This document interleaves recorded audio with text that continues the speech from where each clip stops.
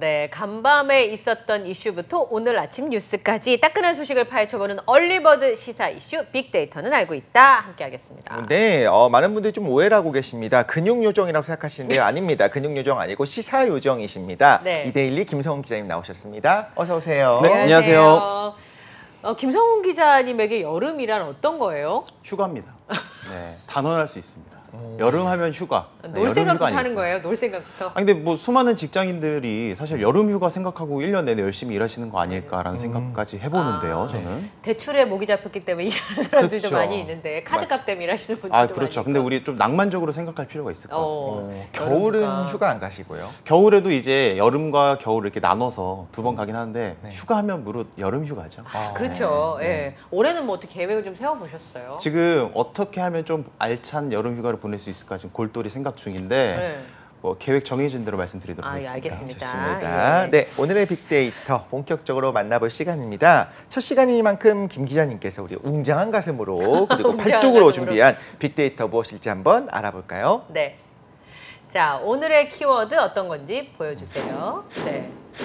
허허. 4일 장마.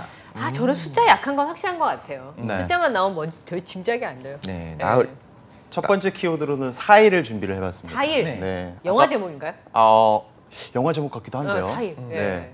사실 처음부터 저희가 직장인들 여름 휴가 말씀을 드려가지고 네. 좀 너무 설레게 하지 않았나 생각이 월요일부터. 드는데 네. 주 4일 동안 근무한다면 얼마나 설렙니까? 네. 그럼 목요일까지만 단일만 보내면 나죠. 네. 그렇죠. 네. 주 4일째 모든 직장인들에게 있어서 사실 꿈과 같은 얘기인데 맞아요. 카카오가 앞으로 격주로 주 4일 근무제를 한다고 해서 요 내용을 한번 들고 와봤습니다. 네. 지난 17일입니다. 카카오가 다음 달 4일부터 새로운 근무제를 시범 운영하기로 했는데요. 격주로 금요일에 근무를 한다고 내부 공지를 올렸다고 합니다. 네. 이에 따라서 직원들은 격주로 금요일에는 쉬게 됩니다. 야, 진짜 저게 가능한 건가? 뭐 이런 생각이 좀 들기도 하는데요. 좀 구체적으로 말씀을 드리면 이번에 하는 게 파일럿 형태로 운영이 돼서 내년 1월에 최종적으로 결정이 될 거라고 하고요. 네. 임직원들은 임의로 선택한 장소에서 근무를 하고 다만 오후 2시부터 5시까지는 피크타임 근무제, 집중 근무제라고 해서 이때는 모든 직원이 일을 해야 한다고 합니다. 근데 또 온라인으로 일하고 집에서 일하다 보면은 여러 가지 커뮤니케이션에 미스가 있을 수 있으니까 주 1회는 오프라인 만남을 권장하고요. 네. 임직원 간 상호 소통을 위한 음성 채널 활용을 또 할 것이라고 전해왔습니다. 그 메타버스에서 뭐 다 들어와 있어야 된다 그래서 한동안 또 반발을 사지 않았습니까? 맞습니다. 네. 주 1회 되면 업무를 무조건 해야 되고 오후 1시부터 5시까지 집중 근무를 해야 된다고 그래서 그게 이제 첫 번째 메타버스 근무제라고 있었는데 네. 임직원들의 반발이 있었어요. 그래서 이를 재검토하겠다면 한 발 물러선 다음에 요 내용이 최종적으로 지금 나온 겁니다. 단순히 그냥 격주 휴무뿐만 아니라 그냥 기본적인 근무제 자체가 굉장히 파격적이라고 볼 수 있네요. 네, 맞습니다. 다가오는 다음 달 8일 네. 금요일 날 노는 금요일. 놀금. 네, 놀금이죠. 놀금. 놀토라고 하실 뻔했어요. 우리 이제 죄송합니다. 놀토가 너무 익숙하니까. 네. 금요일 어색하잖아요. 네. 한 번 놀아본 적이 없으니까. 네, 놀금 제도 시행이 된다고 하는데 카카오 측에서는 근무 형태에 대한 여러 가지 임직원 의견을 수용을 하고 근무 제도를 더욱 발전시킬 예정인데 앞서 말씀드린 대로 2023년 1월에 정식으로 이 근무제를 시행하는 게 목표다. 이렇게 발표를 했습니다. 너무 상상을 못 하겠는데요. 네. 네. 그냥 놀금이 생기면 뭐 특별한 게 없어도 3일 정도는 여행을 그냥 붙여서 그냥 휴가 없이도 그렇죠. 늘상적으로 갈 수 있는 거 아닙니까? 맞습니다. 네.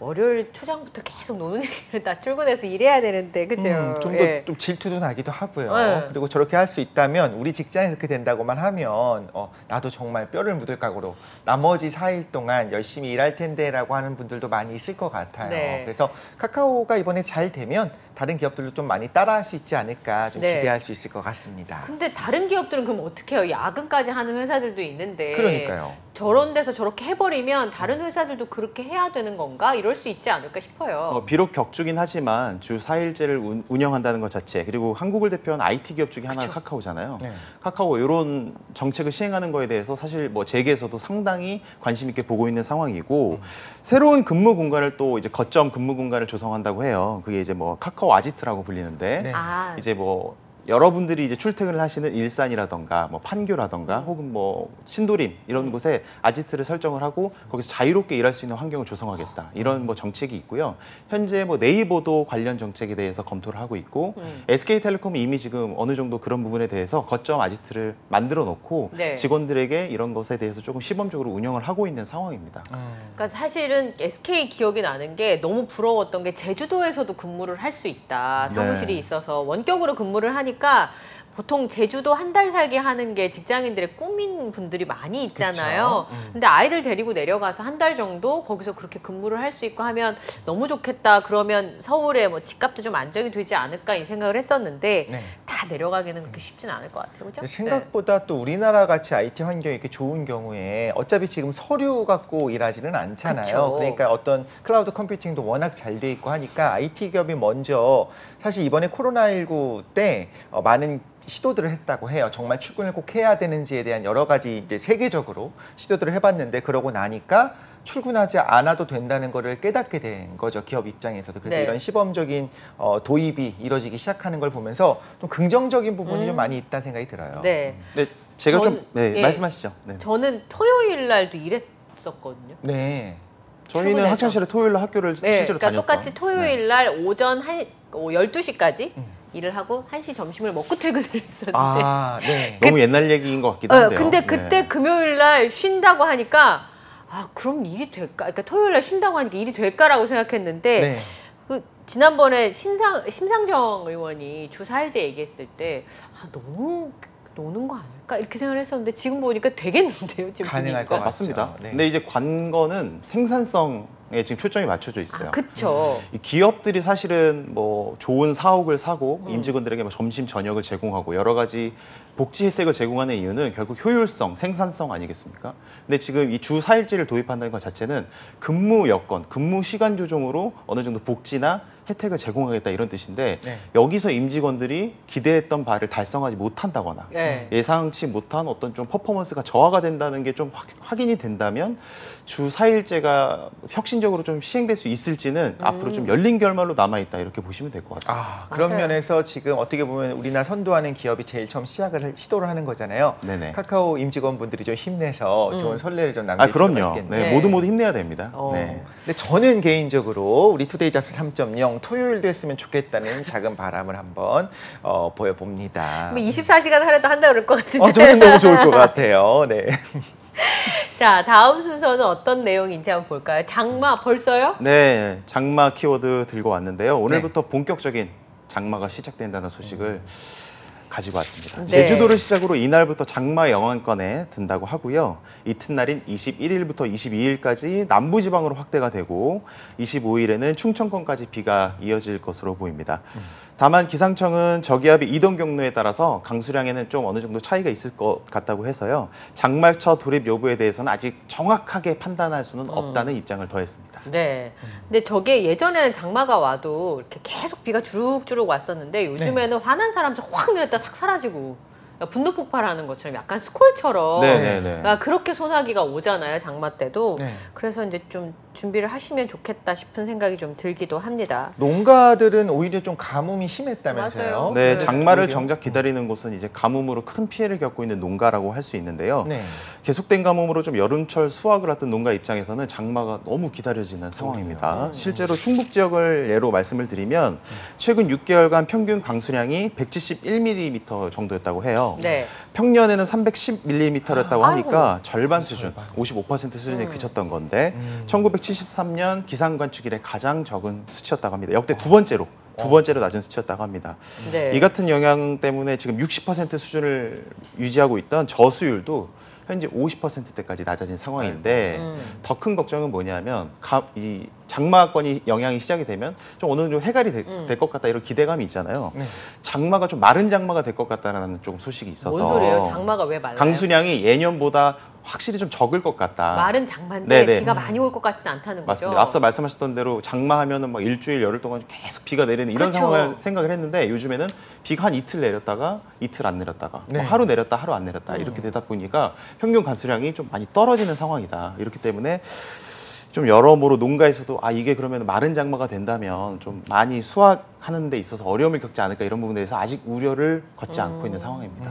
그러니까 마른 장마도 마른 장마지만 사실 저게 이제 아까 제가 스콜송으로 온다고 말씀드렸던 게 전체적으로 대한민국에 비가 이렇게 촉촉하게 오면 좋은데 네. 내리는데 또 너무 많이 내리고 맞아요. 안 내리는 데는 안 내리고 이러니까 천수답이 아직 우리나라에 꽤 많이 있더라고요. 네, 그러니까 네. 하늘만 쳐다봐야 되는데 방법이 없어요. 네. 예, 이런 경우는 진짜 어떡하나 싶은 생각이 좀 들더라고요. 예. 그리고 저 어렸을 때랑 생각을 해보면 분명히 지금 기후가 변하고 있구나라고 느껴지기는 느껴져요. 해요. 맞아요. 우리가 보통 스콜이라는 단어 자체도 사실 동남아 쪽이나 이제 아래쪽에서 이야기했던 단어들인데 이제는 우리나라 지금 장마 오는 거 보면 정말 그렇잖아요. 네. 그러다가 한번 쏟아지고 심지어 파란 하늘이 보이고 그래서 다음날 아침이 되면 다시 이제 먹구름이 맞아요. 생기고 이런 식으로 하는 걸 보면서 기후가 정말 변하고 있구나. 우리가 좀 대비할 필요도 있고 좀 주의를 기울여야 될 필요가 있겠다라는 걸 좀 깨닫게 됩니다. 잠깐만요.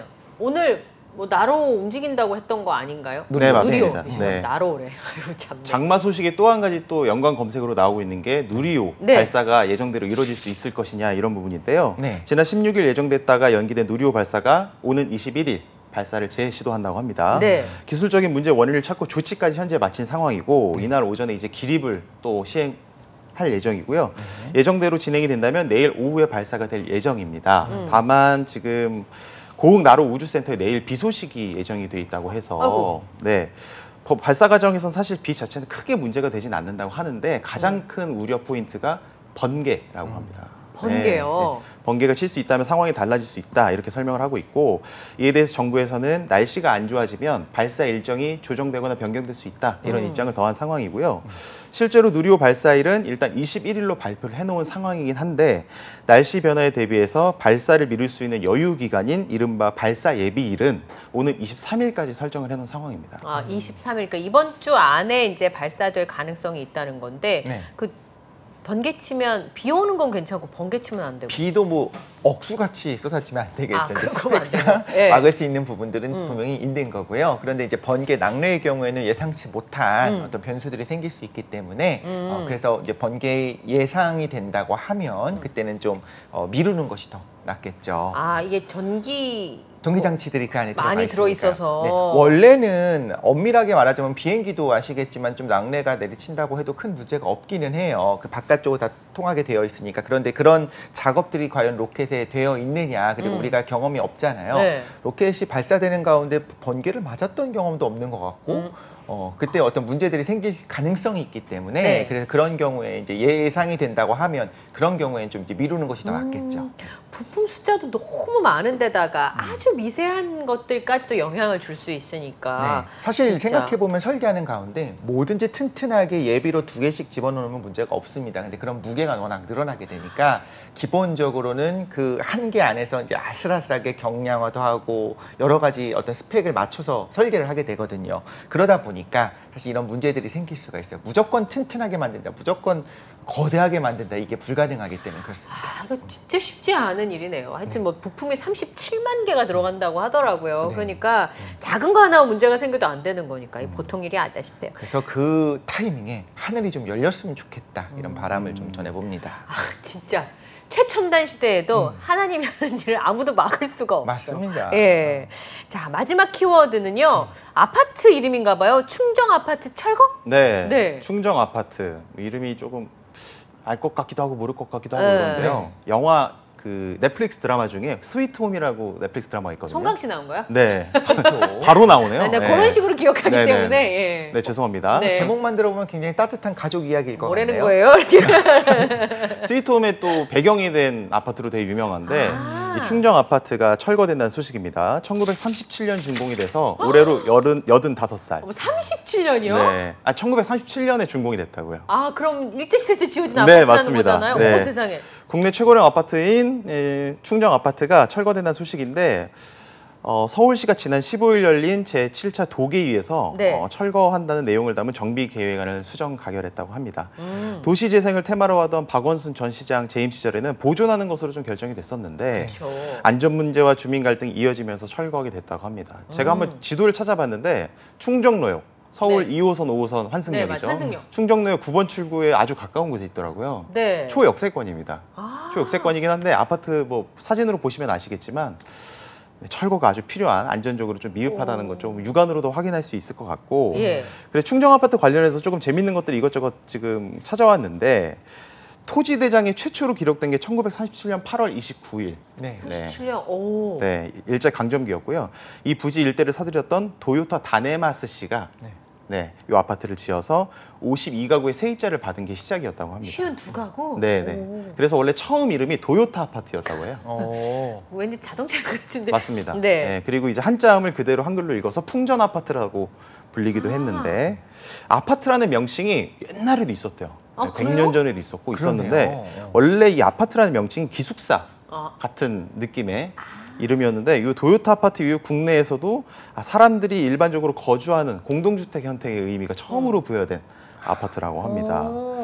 이름도 도요타 아파트에서 충정 아파트로 바뀌었고 증축만 됐지 저 자리에 계속 있었나 봐요. 네, 맞습니다. 네, 해방 이후에는 미 군정 소유로 넘어갔다가 예. 1962년에 정부의 공매를 거쳐서 이름이 유림 아파트로 한번 변경이 됐다가 예. 이제 충정 아파트라는 이름은 1980년대부터 쓰이기 시작을 했고 최근 연구에 따르면은 뭐 국내 최초 아파트라고 이렇게 널리 알려져 있었는데 네. 사실 최초 아파트는 아니었다고 해요. 아, 그래요? 그 사이에 이제 뭐 철거가 되거나 했던 아파트들이 있는데 지금 현재 기록 토지대장 기록으로 남아 있는 아파트가 이 충정 아파트이기 때문에 약간 오해의 소지가 있었다. 네. 그런 설명이 있었고 국내 최고령인 건 맞고요. 네네네. 그렇죠? 근데 이제 여러 가지 좀 이슈가 있었던 게 뭐 앞선에도 말씀드렸지만 안전 문제와 역사 보존의 문제의 어떤 좀 딜레마가 있었던 것 같아요.